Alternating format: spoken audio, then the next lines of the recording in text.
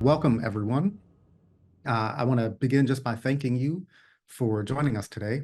Welcome to the Midwest Hydrogen Hub Community Briefing. My name is Emmanuel. I will be your facilitator today. I'm joined today by colleagues from DOE OSED as well as the Midwest Hydrogen Hub. They're going to be introducing themselves in just a bit. Before we get started, I will note that there are a few functions available to you on your Zoom control panel. You can click on the Show Captions button in your control panel if you'd like live captioning. To turn on a Spanish or American Sign Language interpretation, please click on the interpretation button in your control panel. You may have to hit the More button in order to be able to access that. Just to note that today's webinar will be recorded, and the recording will be published to OSED's website along with the presentation slides that you'll see today. Next slide, please. Well, welcome. As many of you are aware, OSED, the Department of Energy Office of Clean Energy Demonstrations has announced the selection of 7 different regional hydrogen hubs. This happened in October of 2023. After many months of negotiation, on November 20th, OSED awarded the Midwest Hydrogen Hub. It's being led by the Midwest Alliance for Clean Energy, LLC, referred to as MACH2. There is a potential for up to $1 billion in economic activity between the hub's contribution and potential cost share from OSED over the life of the project. So great opportunity for investment in the region. DOE and MACH2 are here today to provide an update on the hub, speak to project information, and to lay out opportunities that can help shape the energy future in your region. So today, everyone will have an opportunity to engage with DOE and the project partners during the Q&A that will take place at the end of this session. Next slide, please. So quick introduction. So again, Emmanuel Taylor. I'm not a part of the OSED team. I'm not a part of the hub. I'm an independent facilitator here to help to moderate the discussion. And we're going to have introductions from each of the individuals here on the screen. So Garrett, please. Thanks, Emmanuel. Good afternoon, everyone. My name is Garrett Schweer. I'm project manager for the Midwest Hydrogen Hub within OSED, the Department of Energy. Great to have you all here. Hello, everyone. My name is James Winters. I'm a community engagement specialist working on hydrogen.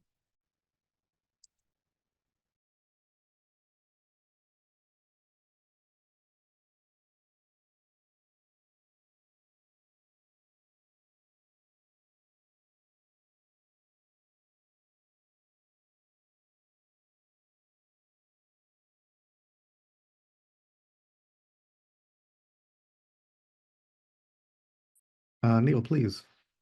Yes, I'm Neil Banwart, and I'm the Chief Integration Officer for MACH2. Thanks. Hi, everyone. Elizabeth Coach. I'm the Chief Equity Justice Officer for MACH2. Thanks, everyone. I'm not sure if the audio didn't work for me, but Dorothy, we saw you, but I don't think we heard your introduction, but we do welcome you and we appreciate you being here today. And we'll look forward to having you during the Q&A and the discussion later. Let's see, next slide, please. I want to quickly just review the agenda before we jump in. So we're going to begin with an overview of project management and oversight from OSED's perspective. And OSED will also share next steps and resources related to the project. Then we're going to hear directly from the MACH2 team. They'll provide an overview of the proposed project as well as the community benefits plan. Then we'll move to our Q&A session. And although this is later in the agenda, we have the most time designated to this portion of the discussion where we hear from the questions that you all have for OSED and for the project team. And we'll close with some resources and some closing remarks. I will note, as some of you have found, that there is a Q&A button on your Zoom control panel. If you have a question at any point in time, please feel free to submit your question. You can also give a thumbs up to help us to prioritize questions from others that you believe are important for us to cover today. So with that, I'd like to turn things over to Garrett, who will be our first speaker from OSED. We'll talk more about project management and provide an overview.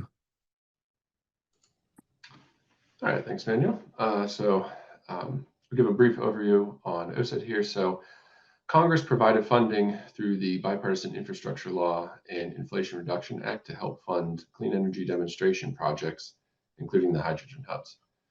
And so typically OSED funds up to 50% of the cost for a given project in order to deliver clean energy technology demonstration projects at scale in partnership with the private sector. And core to our office's work is an emphasis on equity. We know we cannot get to a decarbonized energy system without working closely with the involved communities. And that is why it's critical we hear your questions and concerns. And so appreciate you all being here today. Community input not only shapes the specific projects OSED funds, but also shapes our comprehensive approach to building out the clean energy industry. And your community can be a part of this. Next slide, please. So this slide captures the OSED portfolio at a high level. We are investing more than $25 billion in a variety of pathways and technologies central to achieving our clean energy future. And so, for example, including to the, in addition to the Hydrogen Hubs program that we're discussing with you today, our portfolio includes investments in things like long duration energy storage and carbon management, as well as funding for clean energy projects in rural and remote areas and on current and former mine land. The Bipartisan Infrastructure Law provided DOE with $8 billion in funding to develop the regional hubs and to accelerate the commercial scale deployment of low-cost clean energy. We allocated up to $7 billion of that funding for 7 hydrogen hubs, which were selected last year. These 7 selected hubs will catalyze billions of dollars in private investment and create tens of thousands of good-paying jobs. The remaining $1 billion of the Hydrogen Hubs funding is for the demand-side initiative to ensure that both producers and end users in the H2 hubs have the market certainty they need during the early years of production to unlock critical private investment. And so, to give a little insight on, why hydrogen. So hydrogen is a versatile fuel that can be produced from diverse domestic and clean energy resources, including wind, solar, and nuclear energy, or by using natural gas while capturing and permanently storing the resulting carbon emissions. Hydrogen has unique characteristics as an energy carrier that make it the best option to decarbonize energy-intensive heavy industry and support heavy-duty transportation. Hydrogen is the best option to decarbonize traditionally highly polluting industries because it can replace fossil fuels that create carbon dioxide and other pollution when burned. So instead of burning fossil fuels, we can use hydrogen, which only creates water when used to make energy. Hydrogen's versatile end uses make it an important component to achieve a carbon-free economy by 2050. The Bipartisan Infrastructure Law and the Inflation Reduction Act both included significant funding for clean energy, including hydrogen, as well as other technologies and pathways. Hydrogen is just one of many clean energy demonstrations DOE is investing in across the entire department. Next slide, please. So now you're here to learn more about the Midwestern Hydrogen Hub specifically, but it is helpful to show the landscape of all the hub selectees and remind folks that a big goal of these hubs is to catalyze a national network of clean hydrogen infrastructure to both reduce pollution and carbon emissions. This map shows an overview of the 7 selected regional clean hydrogen hub projects. The selections were diverse in terms of their hydrogen feedstocks, end use, the total miles and states spanned, and the size of the various projects. Next slide, please.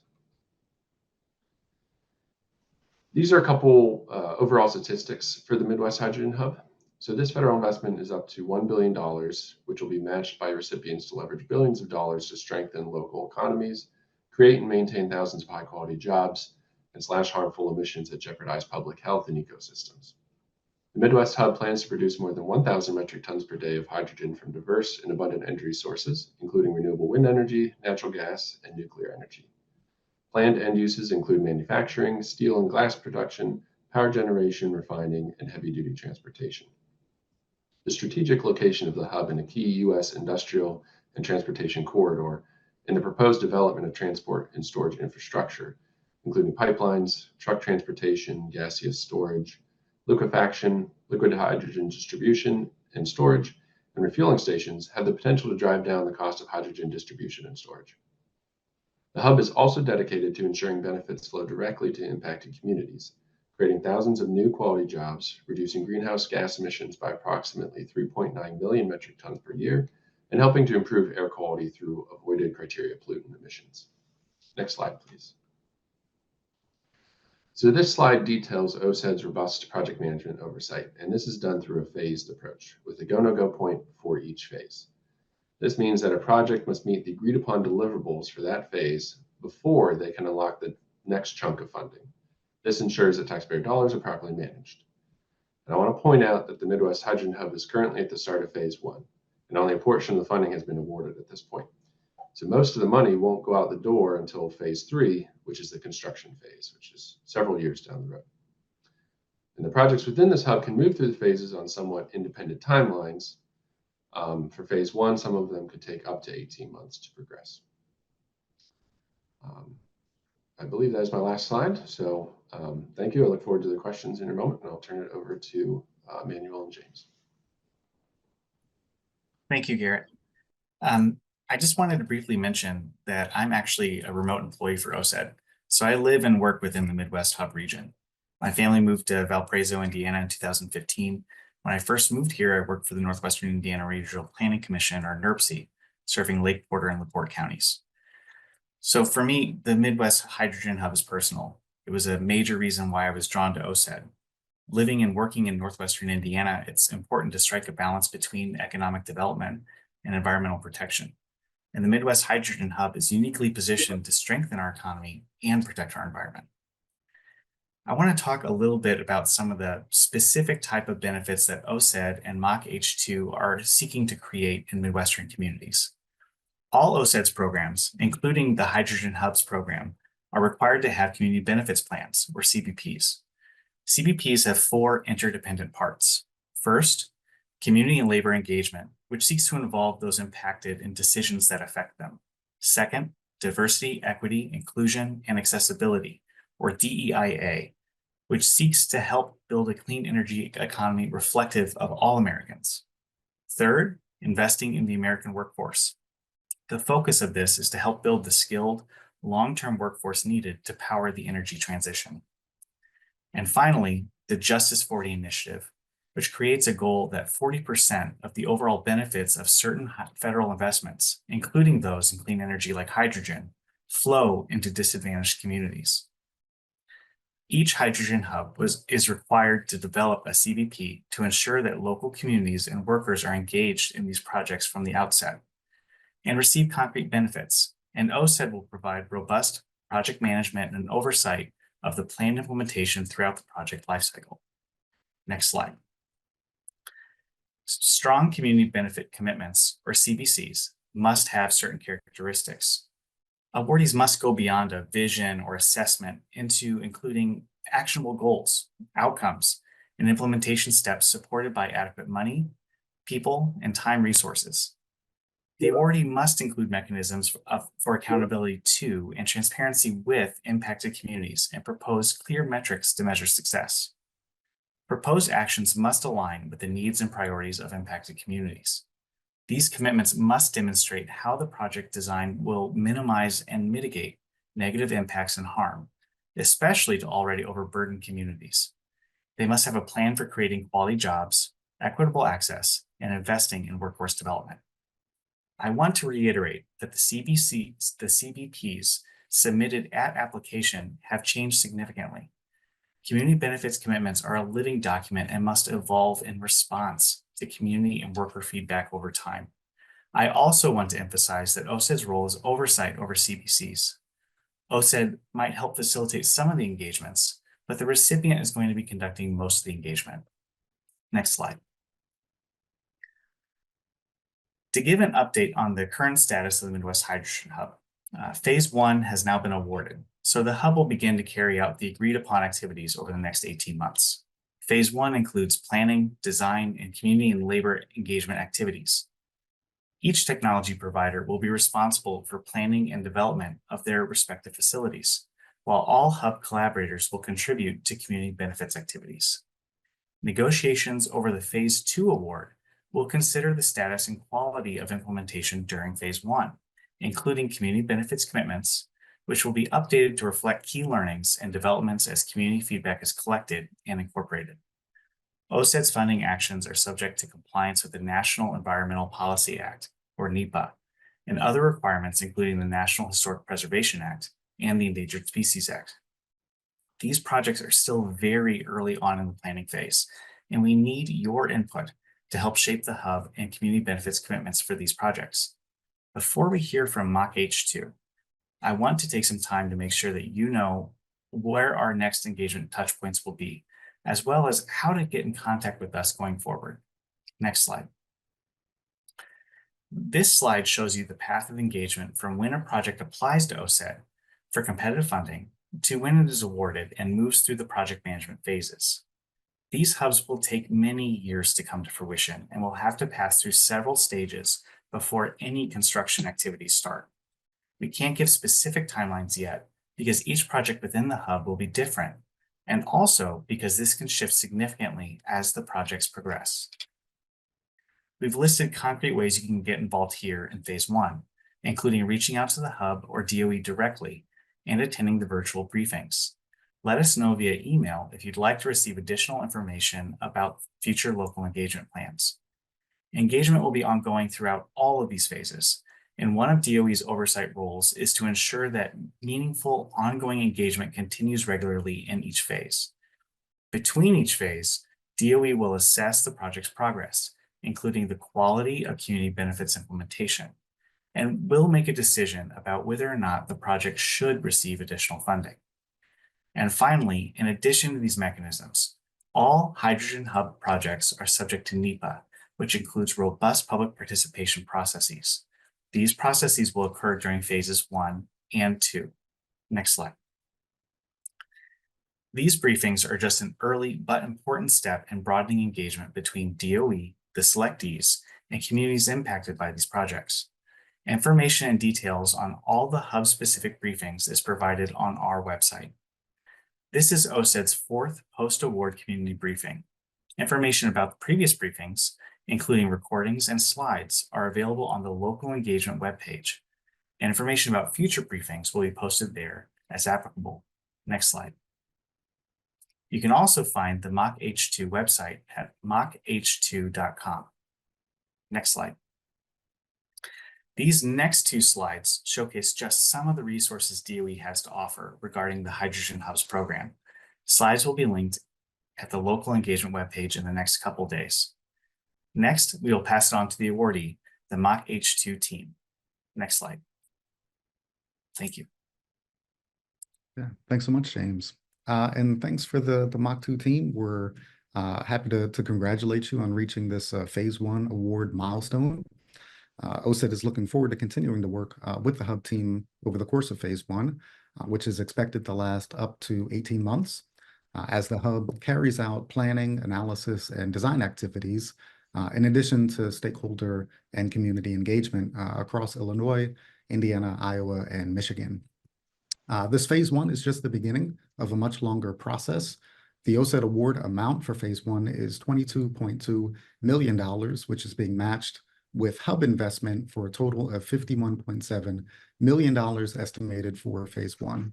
The total OSED federal cost share amount over the life of the project, subject to the phased management approach, which was just described, has the potential to be up to $1 billion with a hub cost share of at least that much. So now is the time for community members to get involved and help shape the project. If they already haven't, this is another opportunity to continue discussions that have already begun. We want to use this time to familiarize everybody here with the Midwest Hydrogen Hub, as well as what they can do to be involved in engagement activities during phase 1 of the project. So let's start by talking about the proposed project plan at a high level. And I know we have Dorothy with us here. Dorothy, can you tell us a bit about Mach 2 as an initiative and just provide us with an overview? So let's just make sure, Emmanuel, this time it's working, right? The mic's working? Yes, loud and clear. Okay. All right. First off, I just want to say we're very excited about the announcement. Looking forward to working with OSED and getting going. Let me just talk a little bit about the Midwest Alliance for Clean Hydrogen. As you said, it is a multi-state alliance. It's public and private entities all joining together, trying to grow a regional hydrogen value chain. If we look at this alliance, it includes clean hydrogen, carbon-free energy producers, national labs, leading universities, hydrogen technology providers, diverse hydrogen end users that we'll talk about later, across multiple sectors, and then the community organizations that are so important, that are all committed together and working together to try to work towards a carbon-free economy. Okay, thank you. Appreciate that overview. There have been some questions already just about sort of the technologies and the technical scope of the hub, green versus blue versus pink, and all types of different things coming in the comments already. So I'm curious if you could just provide us with the vision of the hub in terms of technology deployment. So Garrett introduced a little of this already. So the Midwest Hydrogen Hub plans to produce more than 1,000 metric tons of hydrogen a day, clean hydrogen, cost effectively at scale, and we're going to leverage multiple energy sources that are local, including, as he said, renewable or green hydrogen, natural gas with sequestration or blue hydrogen, and nuclear energy, which is pink. So we got all three different colors. The other thing I guess I'll say, and thank you for changing the slide, sorry, is that if you look at two of the major emphasis, the top two blocks that we have here, major emphasis for the hub, one has to do with heavy industries. There's a lot of industry, whether we're talking cement, steel, glass manufacturing in the Midwest, and we believe this is a significant opportunity to apply clean hydrogen. The other areas, what we aren't doing right now, and so at this time, they're not part of it, but there are areas that we think are, obviously the Midwest is a great opportunity, has to do with, I should step back. We are going to do the heavy duty truck. That's, if you look at the map, and you'll see it later, lots of the interstate lines cross over the whole Midwest. So there's a lot of Class 8 heavy duty truck traffic in the region that we're looking at how can we decarbonize that. So that's going to be a big challenge. We're also looking at buses. So some of the other ones that are not included right now are the ones that you see at the bottom. So whether or not you're talking about agriculture, you're talking about other transportation like aviation, sustainable aviation fuel, or even fuel cells for ground support equipment, and then also marine and rail are opportunities. So we believe that the Midwest it's just very rich when it comes to opportunities where we could actually apply hydrogen economy there.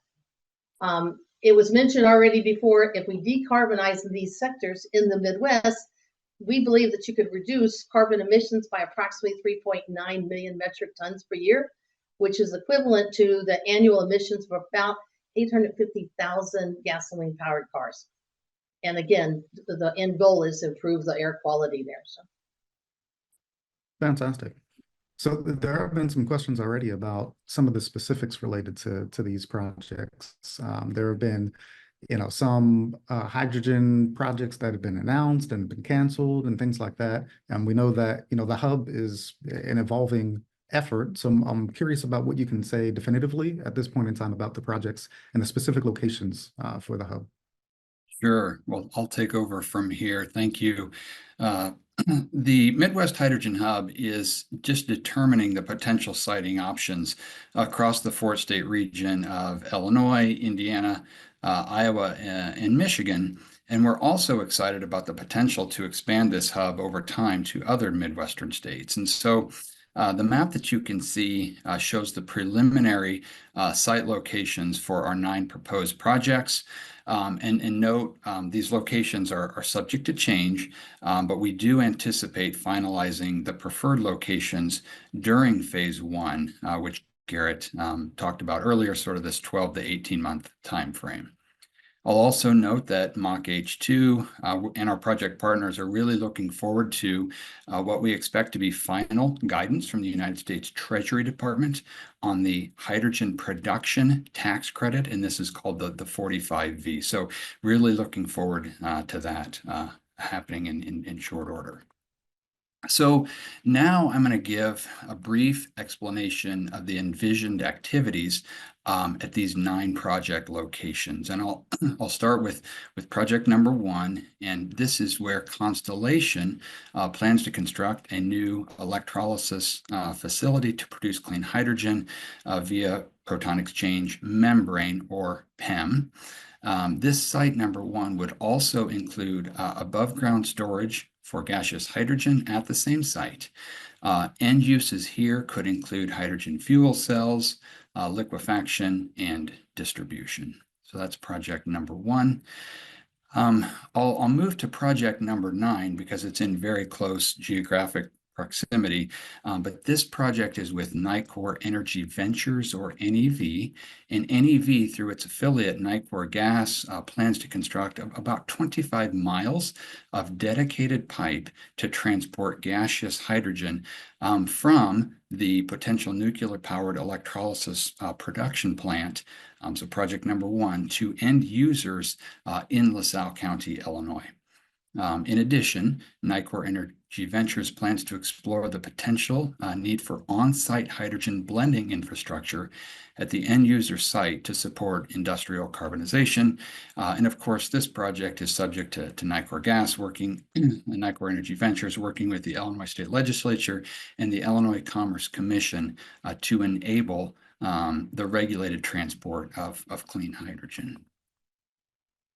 Moving a little bit further west on the map, you'll see project number 3, and this is Invenergy is evaluating constructing a new electrolysis facility co-located with Air Liquide's potential liquefaction in the greater Fulton, Clinton, Comanche riverfront community. The site would produce clean hydrogen via electrolysis powered by renewable electricity. And here, Air Liquide's hydrogen liquefaction plant calls for above-ground liquid hydrogen storage. Air Liquide also plans to work with partners to construct 2 new hydrogen refueling stations. And Dorothy touched on this. There are a number of hydrogen refueling stations envisioned throughout the region, and also to deploy at least 20 liquid hydrogen tank trailers and 50 hydrogen power heavy-duty vehicles. Project number 4, number 3, BP will evaluate constructing a new hydrogen production facility near the existing Whiting refinery in Northwest Indiana. And this project aims to produce clean hydrogen using autothermal reformation of natural gas and renewable natural gas with carbon capture and sequestration. So depending on the consumer agreement, the market conditions, the hydrogen would be used for power generation, refining, industrial feedstock, steel production, and distribution to end users, including mobility. Our next project, GTI Energy, you can see, has multiple projects in the greater Chicagoland area, and GTI is partnering with 2 industrial users to retrofit existing facilities, really to enable the transition from fossil fuels to clean hydrogen. So retrofit plans here include installation of hydrogen handling and blending equipment, installing above ground hydrogen storage, and retrofitting existing burners or other processes. And so these modifications to the facility has potential to consume 40 or so metric tons per day of hydrogen.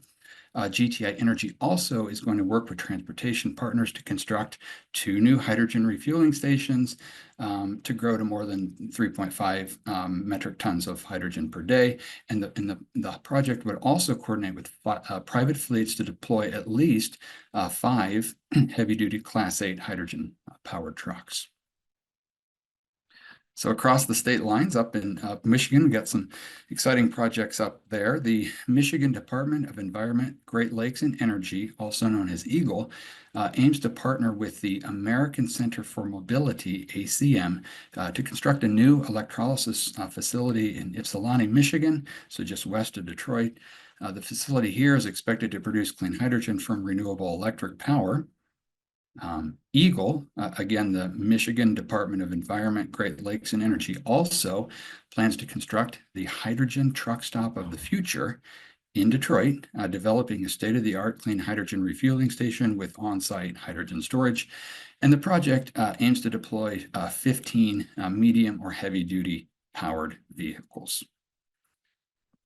Further north in Michigan, we have the Mass Transit Authority, or MTA, and with funding under this cooperative agreement, MTA plans to expand the Grand Blanc Alternative Fuels Facility in Grand Blanc, Michigan, to support conversion of its fleet to hydrogen fuel cell electric buses.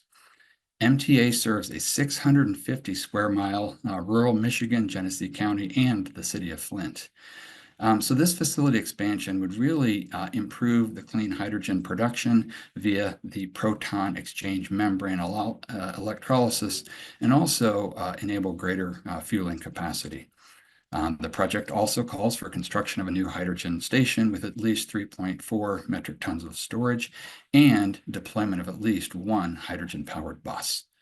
Outside of this project, MTA also plans to deploy additional fuel cell electric buses. Our last project, the Midwest Hydrogen Corridor Coalition, MHCC, plans to work with project partners to identify at least 2 locations within the state of Indiana to develop hydrogen refueling infrastructure with dispensing capacity of at least 2 metric tons per day. And I'll just note here in closing, the project fact sheet on the OSED website, and I think the links have already been shared here, does include information about all of these 9 projects. Thank you. Fantastic. Definitely appreciate the overview. I want to ask quickly, just based on the project shown, could you provide an estimate of sort of the ratios of hydrogen by color? So Emmanuel, that's a question that is yet to be answered. As we work through phase 1, as we know at which production projects are certainly in, we hope and anticipate that all the production projects will stay in. The production projects come on at different times. The capacity, the amount is to be determined yet based on consumer demand. So fluctuating, sort of in flux right now, Emmanuel. Okay, I can definitely understand that. I appreciate it.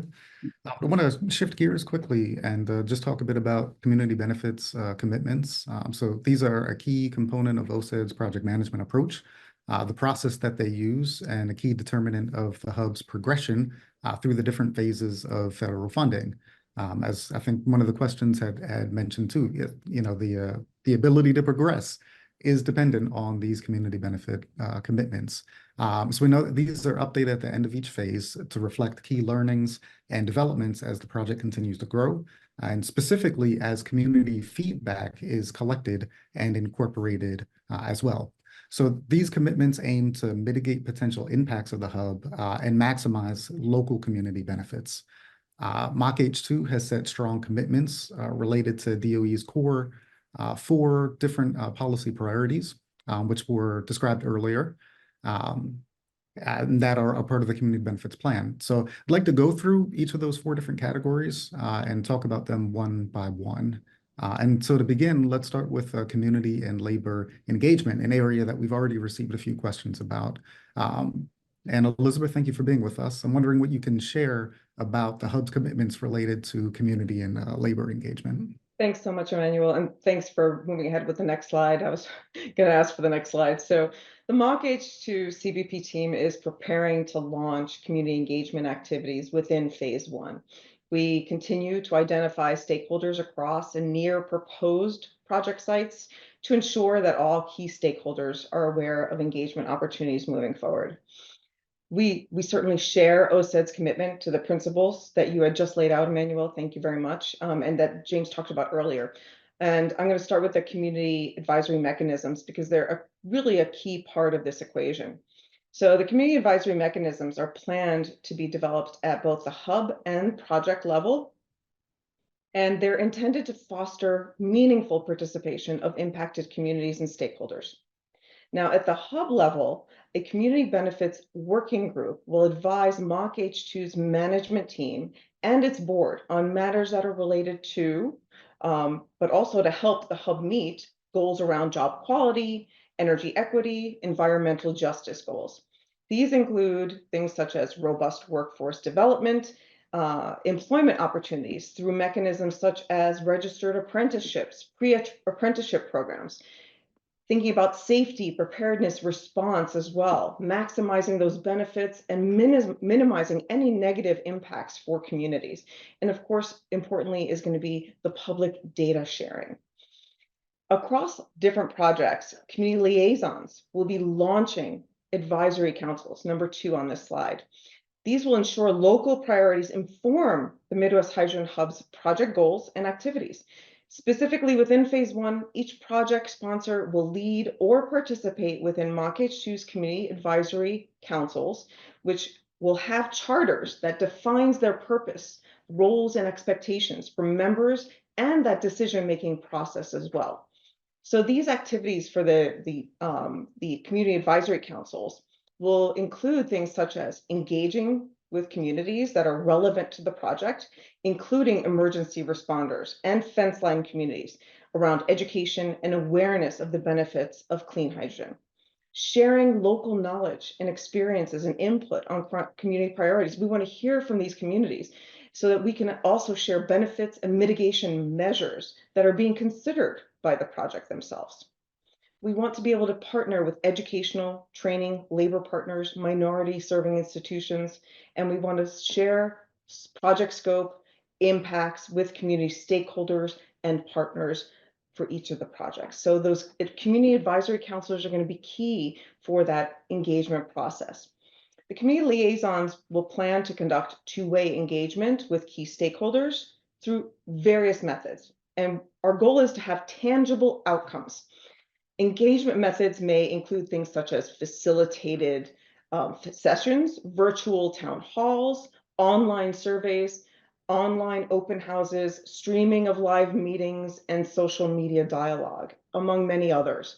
Project-related information and engagement events will be regularly updated on the MOC-H2's website as well. So that way we're sharing information as best as possible. MOC-H2 is also pursuing a public platform. It's a data sharing platform that will provide a mechanism for all stakeholders to be informed of upcoming engagement events.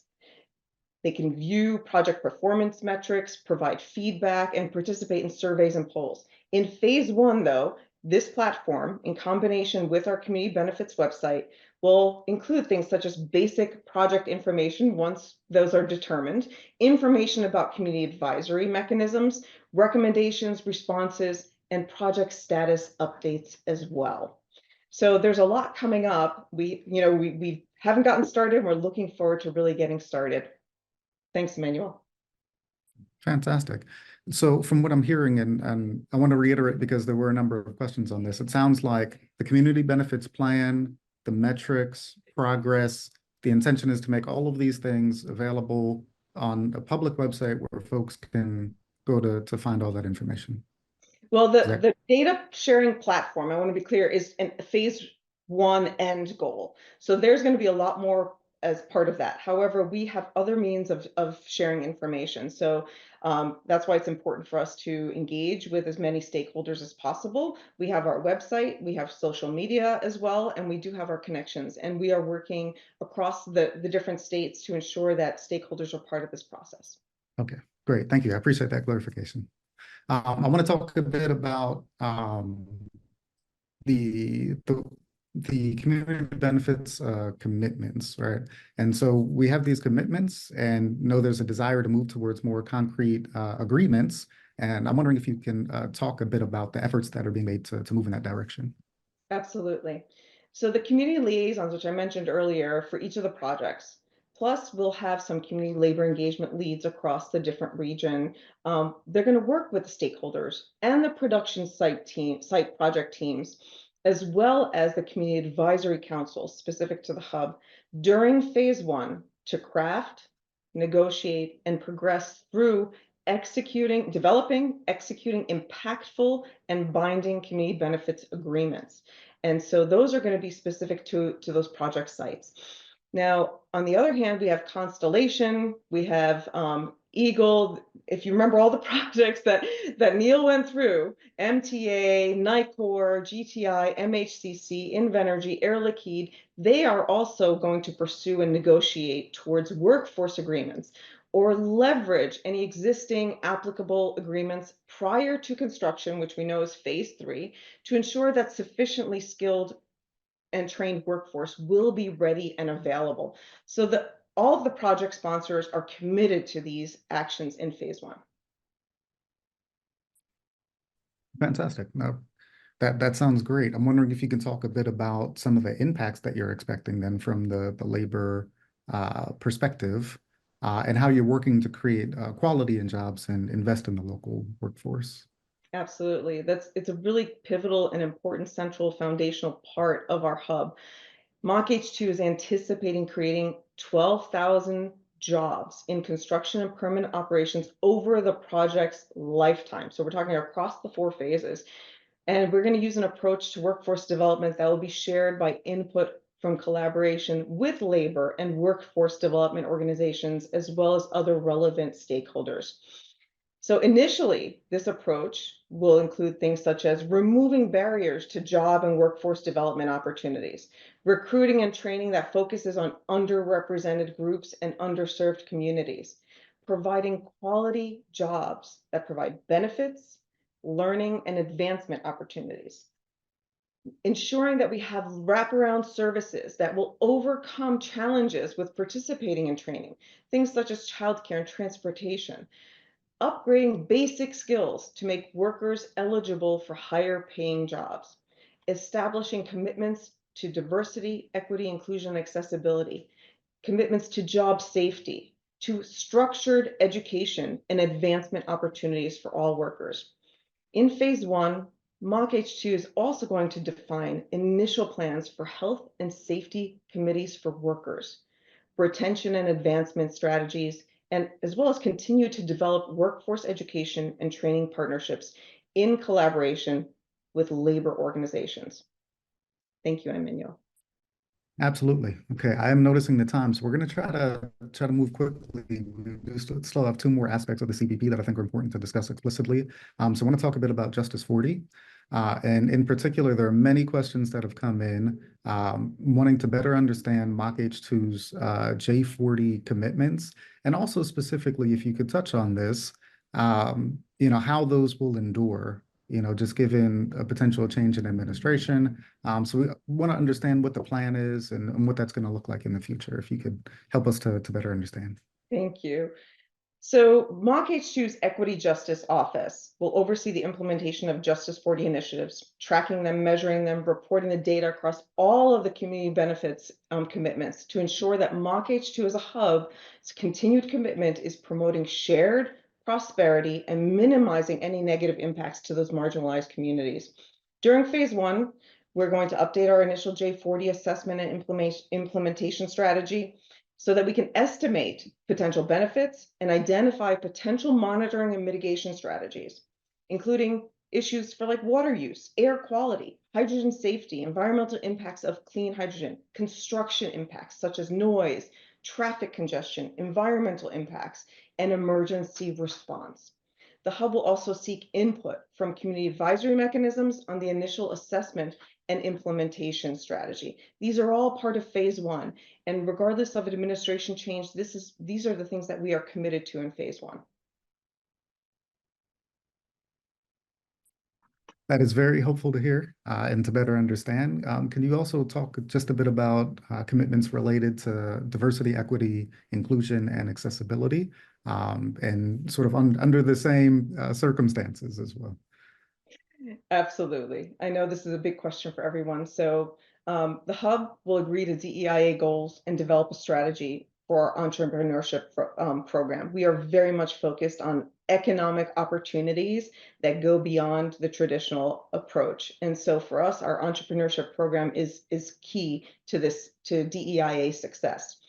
The stakeholders that are engaged by the Equity Justice Office at the hub level will include minority-serving institutions, historically Black colleges and universities, minority chambers of commerce, disadvantaged business enterprise offices, as well as civil rights organizations and faith-based organizations.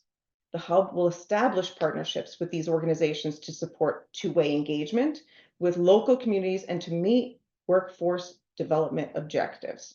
I also just quickly want to mention our tribal engagement efforts. Mock H2's Community and Labor Engagement Team will work with DOE to develop a tribal-specific plan. We'll work with DOE to develop an appropriate approach that honors tribal sovereignty while incorporating tribal goals and concerns into project plans. So hopefully that gives a brief overview of what we plan for the DEI. Thank you, Emmanuel. Absolutely. I definitely appreciate it. And thank you for taking time to answer these questions and to provide this overview. We're going to move as quickly as we can into the Q&A portion of the agenda. So I'm going to ask, yes, next slide, and maybe one more. We have our ground rules. Yes. Okay. So as many of you have seen, there are lots of questions that have come through already. We greatly appreciate it. So please continue to submit questions in the Q&A. We'll try to answer as many as we can. If we're not able to answer them all, which is likely given the timing, we at least want to have those questions and all of the thumbs up documented. I think that's really important feedback for OSED and for the project team as well. So if you have more questions, even if we can't get to them, please feel free to submit them. That's very useful.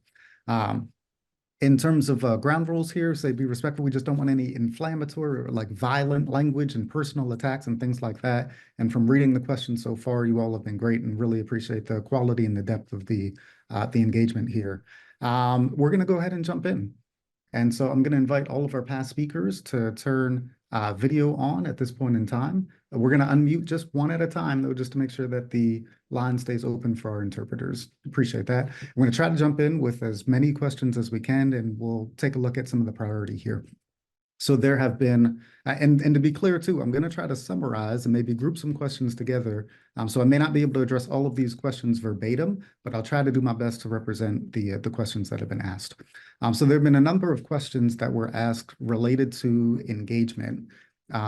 There's been mention of advisory groups and community boards and things of that nature. Folks are interested in better understanding how they can engage, what is the process for joining, and also what type of actual power will the community groups have? Do they have the ability to say yes or no to major aspects of the project? And if there's community opposition and that's clear from the mechanisms that you all create, then what happens at that point with regards to the overall effort in the sub-projects? So I know that's a lot, and hoping we can get some clarity there. Okay, Mario, I think that question is geared toward me, so I will go ahead and jump right in. It was a very loaded question, so I'll try and remember all the points that you got to. But I want to start with that Mock H2 is committed to transparency. Our hub is dedicated to a robust community engagement process that will include things such as community town halls, focus groups, project-specific facilitated sessions, among many other opportunities. Those are all going to be developed during phase 1. So during the application process, we had set forth some ideas, but right now we are in the middle of, or just starting phase 1. And so individuals and organizations have not missed out on any engagement opportunities at this point. As I mentioned earlier, we're going to have the Community Benefits Advisory Committee that will provide strategic advice and stakeholder input to Mock H2 leadership and project sponsors. And this is going to be led by a panel of community leaders across the region. They will have working groups, task forces, subcommittees that will be established to support the advisory committee and Mock H2 program leads as well. Then we will have community advisory councils at the project level. So those will be community forums that are established for each of the Mock H2 projects to ensure that local perspectives and priorities are the basis for Mock H2 project goals and activities. And as I mentioned, there's going to be a lot of opportunities moving forward, in-person and virtual, town halls, focus groups, so that we can not only share with you some of the updates, but also to hear back from you as well on progress. We realize that mutual success really requires building that relationship and having accountability with community, labor, tribal, and other stakeholder groups across the project areas. So we're really looking forward to this. It's a complex undertaking with potential project locations across many states, more than 30 counties with over 1,200 communities. We are developing hub-wide accountability measures and mechanisms and processes to ensure that our projects will include relevant and diverse stakeholders in decision-making opportunities themselves. So yes, the goal is for there to be some decision-making within those community advisory councils. Okay, so I think that's helpful to understand some of the mechanisms at a hub level, project-specific level, local engagement. That's really useful. You mentioned this commitment to transparency. There have been, some notes here about the information that's been exchanged between OSED and the hub, the full application, the full version of the CBP. You also mentioned that it'll take some time as, phase 1 is looking to develop some of the tools that'll share information with the community. In the meantime, what level of information should community members expect to receive? And so what are the mechanisms for getting that information out? Absolutely. That's, it's a question that is important, and we want to make sure that we're addressing it for all the people that are here for us right now. So there's across the 9 projects, the community advisory mechanisms are going to be the best option when it comes to a project level. And those are going to be developed over the course of phase 1. So these do not exist yet, or if they do exist, they're not related to these projects specifically. And so we want to ensure that community members, other local stakeholders are going to be a part of this process. So by the end of phase 1, we're going to have a better sense of how the community advisory councils will be incorporated into the project decision making, and that will be something that the local stakeholders will have an input into. And so we're going to also develop a way to focus on engaging those local communities. I know it's phase 1, people have been saying that the conversation has not been happening. Well, we're finally here and we're ready to have those conversations. We realize that mutual success requires building those relationships and accountability, and we're looking forward to working with all of them. We do have a community benefits email. We have our website. We have social media. Those are the best ways to engage with us currently until we move forward with our community advisory mechanisms. Okay, I was happy to hear you mention email. I think a listserv was something that was suggested in the comments as well. I think there's an interest by folks in seeing that, it's not just on them to come to the website to be able to get information, but to know that information is being pushed out intentionally to those who are interested as well. So definitely appreciate that. There's been questions about just workforce impacts as well. There's a note that in some of the information that is available around the projects, it doesn't seem that all companies that are involved have made the same level of commitments in relation to labor negotiations and workforce agreements. And so you've expressed this commitment at the hub level. And I'm curious about whether or not that rolls down to all of the project partners and sub-project participants. What can you say about sort of the overall level of dedication and bringing everybody on board in terms of labor agreements and workforce impacts? I can go ahead and start that, Neil, if you'd like. So labor is an important consideration. Practices and engagement will vary across the projects themselves, but we are moving forward under DOE parameters and in partnership. So all partners have committed to quality jobs, workforce development opportunities, and ensuring that they have successful training and workforce in place. Neil, did you want to add to that? Great job, Elizabeth. The only thing I would say is I think the workforce development piece is really, really important because we talk about 12,000, construction and permanent jobs coming online. We're not ready to hire. Our project partners aren't ready to hire today, but those jobs are coming. And so it's important that we partner with community colleges, trade schools, universities, so that we can train and equip workers now, so that when those jobs become available, we have qualified applicants and we can make a match there. Definitely appreciate that. I know our time is limited here. I do want to try to talk a bit about some of the technology concerns that were brought up. There were a number of questions just related about potential water impacts and understanding water as a necessary component of this particular energy strategy. Can you talk a bit about potential water impacts, how they're being managed and mitigated, and what the plan is from the hub's perspective? Sure, I can take that. So with respect to the production of the hydrogen molecules, again, there's different ways to produce hydrogen, but one of the ways is you take water, H2O, and you do the electrolysis, to separate the hydrogen from the oxygen. And so, of course, the raw input into that is water. We've done some preliminary studies. We've looked at the impact, and it's actually minimal. We're very fortunate in the Midwest that we have ample clean water. So we want to take advantage of that built in. We know that that is not the case in other parts of the country and other parts of the world, but we're really, already on top of this and confident that there will not be a significant negative impact from the water supply with respect to producing clean hydrogen. And there's a question from the energy point of view as well. Folks are curious just related to the use of renewable energy. You know, there's an approach that says we're going to use whatever energy is available from the grid, regardless of how clean it is, and then we'll just buy the RECs. We'll buy the renewable energy credits and everything will balance. Versus, you know, we're going to make the commitment to using renewable energy when it's available to power our processes. Can you speak a bit about the approaches that you anticipate will be taken by the projects in the hub? So, you know, what I would say is we are taking an all of the above approach with respect to the production of the hydrogen molecules. Again, we have some projects that rely on electrolysis, and those electrolyzers can be powered from different sources. In one instances, we propose to use nuclear power. In another, we propose to eventually use renewable power.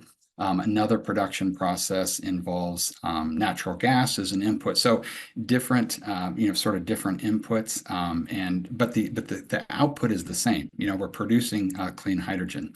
I will say we're of course fans and proponents of renewable energy. We'd like to see more and more renewable energy built out across the Midwest. And so we encourage that. Really. Like to see, again, a variety of inputs as well as outputs, but really to generate clean hydrogen, Manuel. Okay, I'm going to try to sneak in 2 more questions. I know we're almost out of time. Now, the first is, obviously, we weren't able to cover all of the questions from the community members. So can the hub commit to following up with the community and addressing the unanswered questions? And if so, what exactly would that look like? How would you go about doing that? So I think we will continue to have town halls. We've had, a series of town halls. Several of you have attended those. We've had, one-on-one meetings. I know, Elizabeth and Dorothy and I have had meetings. We will continue to do that in the new year and going forward.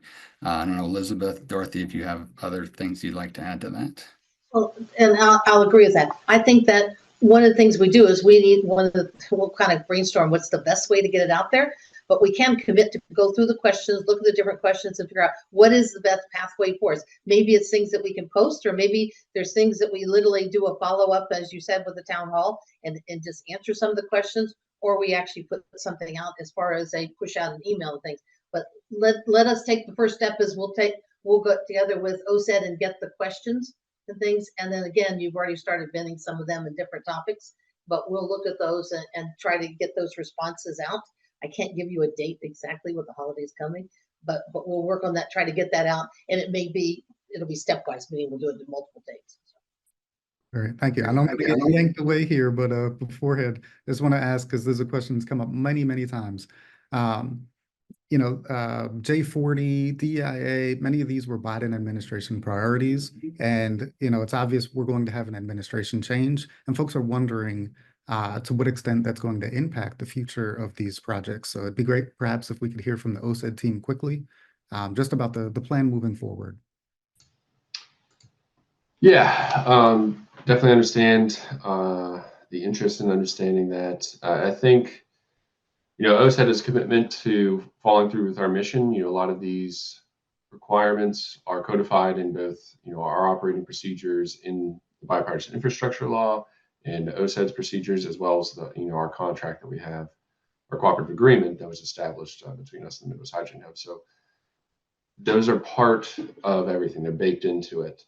And I saw some questions about, funding and what that may mean. And so the funding for the hubs comes for the bipartisan infrastructure law, so that's an act of Congress. And so that can always change, but it requires an act of Congress to do something like that. And so, OSED is just committed to, working with the transition team as they come in to have, an efficient transition so we can keep getting the work done, and working with the Midwest Hydrogen Hub accordingly, and just following through on our mission on both, to achieve clean hydrogen and to do it equitably. Thank you, Garrett. I want to be respectful of everyone's time, and I know that we're at 2 o'clock now. So thank you so much to our presenters. Thank you so much to everyone who asked questions and volunteered your perspective as well. At this point, I want to turn things back over to James, who will close us out. But thanks again to everyone who participated. Thank you, Emmanuel. I want to thank everyone for attending today. Although that's all the time we have for questions, we want to thank you for your interest. And for more information or additional questions or comments, you can reach to us through the resources that we provided here in the chat. So thank you so much, and we'll see you next time.